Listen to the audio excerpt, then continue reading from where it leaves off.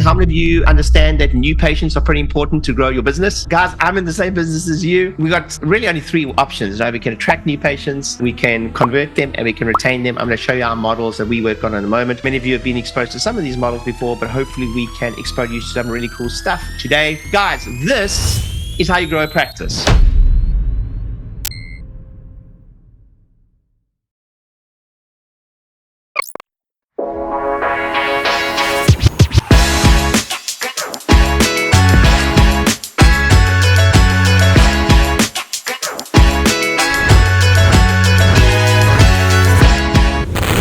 This is our model to grow practices. This is essentially how we work with our customers to grow their practices. Now, how many of you want this, right? First of all, we want new patients. We want new patients to commit to care, and we want them to stay and refer. If you look at the greens, that is the key to a 7-figure practice. I can put numbers behind it in a moment. And how we work is we've got kind of 2 frameworks that help you get there. For each of these, if we look at new patients, we take my customers through something called New Patient Avalanche, an authority framework for that. If we help them with their conversions, we have an AI tool. It's got scripts, training programs, and it's got a voice AI that you can role play as a new patient. It's really cool. And then we help you with something called Money Matters Framework to reposition your care plans and make sure you're charging enough, etc. And then stay and refer, we have something called 8 relationship multipliers and 5 structured tools. If I zoom out, now don't get overwhelmed, and this is why I don't show it to everyone, but if I zoom out, that's what it looks like. This is how I will help you build a sustainable practice that makes a massive difference in people's lives. This is what it looks like, 30,000 foot view, right? Now, if I zoom in again, we're not going to cover all that today. We're only going to cover one tentacle today. That's all we're going to cover is this New Patient Avalanche. The whole program, the New Patient Avalanche or generation tool in your practice, we've broken that down into 3 things. I promise you, if you do these 3 things, you'll have a sustainable practice over time. And it's events, things we send, and it's paid and digital. And you can see in each section, we have 6 tools we can leverage to get new patients. You're not going to do 6, 12, 18. You're not going to do those. Our job is to get you to, we have this little prolificometer. I know that I can help you. You're not going to be stressed if we can get you like 7, 5, 6, 7, 8 of those implemented. And we have a lot of tools to help you do that. So that's what it looks like. That is essentially your menu of how you're going to build a practice that's sustainable. I wanted to introduce you guys to what I've seen in the market. When you first did Groupon, you were like, what? How am I getting all these new patients? It's crazy. How many of you had that experience with Facebook or Groupon? And then what happened? It stopped working. How many of you ever had a feeling like on Facebook, the first time you did Facebook ads, and you were like, holy smokes, we're going to buy a helicopter. We're getting so many new patients. And then what happens? We did what marketers do. Guess what marketers do, guys? We find something that works, and then we ruin it. That's what happens. Marketers, we find something that works, and then we do it until we make sure it doesn't work anymore. We do Facebook ads till we can't do any more Facebook ads. We do Groupon till we can't do Groupon. And it all sucks in the end, and then we get really stressed. So here are 2 ways we can run a practice. There's an old way and there's a new way. So if we have a look at the old way is we find something that works, like a referral. So we have one thing that works, or we rely only on referrals, okay?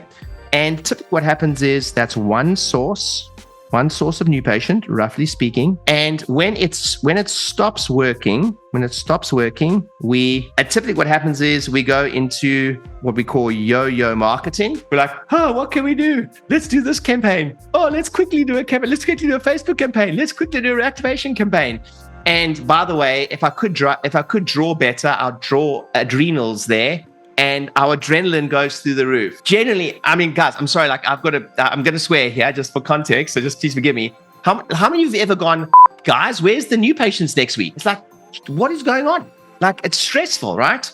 So then that is called yo-yo marketing. And I can tell you that sucks. And then what happens is we look at our appointments ahead of time and we have no future appointments. But here's the key. Here's what happens. If we have no future appointments, how do we behave in the practice? And roughly speaking, we behave like a needy business owner. Because when you've got no new patients booked out ahead of time, you walk into your report of findings and whether you realize it or not, you are needy in that report of findings. And that is the worst place to be in business. That sucks. I hate it.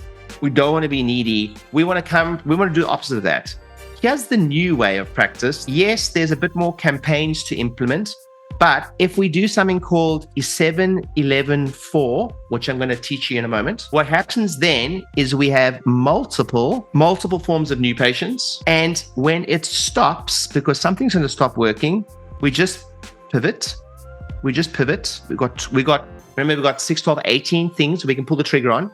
We just pivot, okay, from the grid I'm going to teach you right now. And we make better decisions because of that. We have a trickle of new patients, better decisions. And this is the goal. At any one time, we want to look ahead of time and have minimum of 10 new patients booked ahead of time. Like, that's what we want. Because here's the thing. If you do have that, what I know from you is you start being abundant. Now you walk into the report of findings and you've got a different feeling about you. It's like, hey, I don't need you. I want to serve you. I was taught this recently by one of my mentors. And this isn't just lip service. I need each and every one of you to experience being fully booked or sold out because of the way it makes you behave and the way you make decisions as a business owner. It changes the way you behave as a business owner. Next thing is you speak to your staff a bit differently. Yeah, we become like a-holes when we're stressed. So we behave better. Then next thing is you make better decisions. I promise you, every single person on this call right now, if you haven't already invested in organic marketing, it's a minimum of a post a day. It's a minimum of long form content. Definition of long form content can be like 3 to 5 minutes.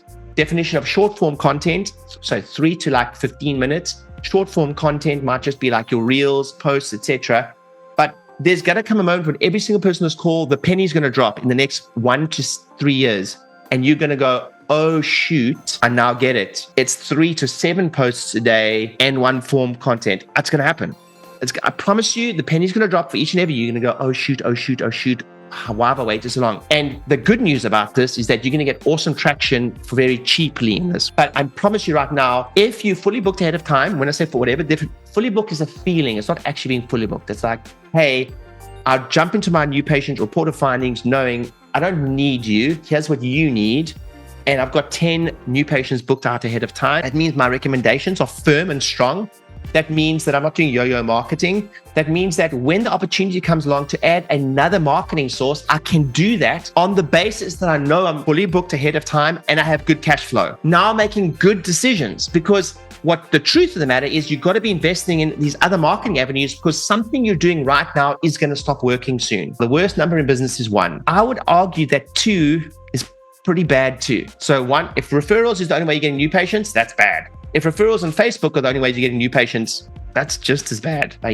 Someone said to me once, no, that's not the case. I had a friend who was wrongly accused of something. He was a chiropractor and 500 a week practice, front page of the newspaper, proven innocent. Not guilty. Referrals dried up overnight. So if things can't happen to you, it can happen to you. I promise. It's like, no, nothing can happen to referrals. They can. I promise you they can happen to you. And he was wrongly accused of something, proven innocent, but the damage, if you Google his name right now, the original newspaper article about him still comes up number 1. Can it happen to us? Yeah, of course it can. By the way, just to tell you how innocuous it was, there was a medical professional in a workshop of his, and he spoke about his views on vaccines. That's what we're talking about here.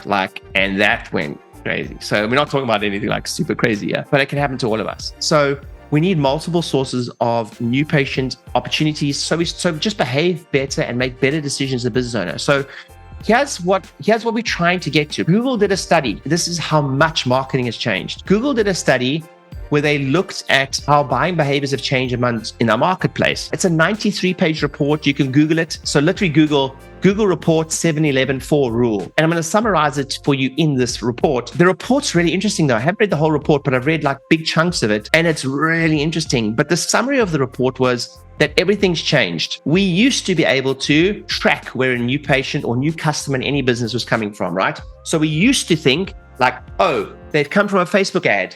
They gave us their details. We called them. Now they book. That's a funnel. So now what they coined in the study was something called the messy middle. And basically the messy middle was funnels and taking people down a neat little buying pattern or process is dead. Now someone comes into our world and they bounce around amongst a million things. So here's what the study showed. On average, what they showed was buyers or consumers need 7 hours 7 hours. 7 hours of engagement. It's because trust in the marketplace is the lowest it's ever been. So it's just the back of us being good. So what do marketers do? We do something and then we ruin it by doing a lot of it. What's happening in the marketplace now is that trust is at an all-time low. So now the average consumer, first rule is they need 7 hours of engagement across 11 separate interactions. That means they've got, like, they've done Facebook, they've seen us on Instagram, they have downloaded a free report, they've got 3 or 4 emails from us, they also walked past us at the screening, they also got targeted on a Facebook ad from us, they then walked past the practice and walked in, and you think they will walk in. They weren't.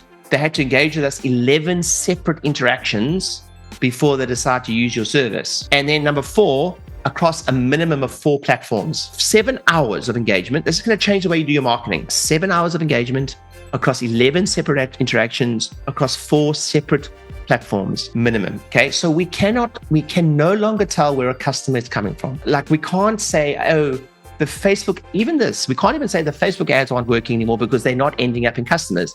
So here's booking percentages I've seen across the world. We work with practice all over the world. On average, in big cities, if you're doing your own follow-up, I haven't worked with a clinic all that recently that's booking more than 10% of all Facebook leads that are coming in. It's under 10%.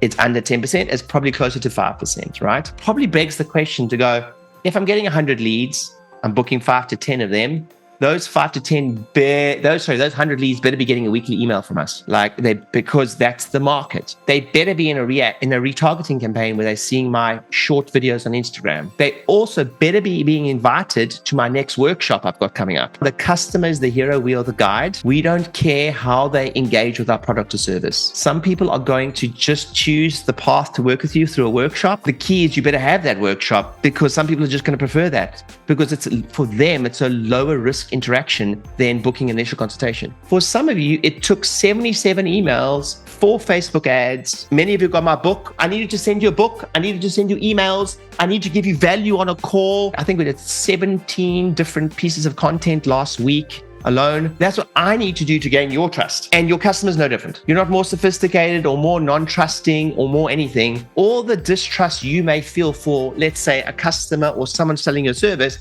I want you to put and what got you guys here is exactly what you need to do for your customers to get them, let's say, in the room service. I love and appreciate you guys. That's all I got. See you guys.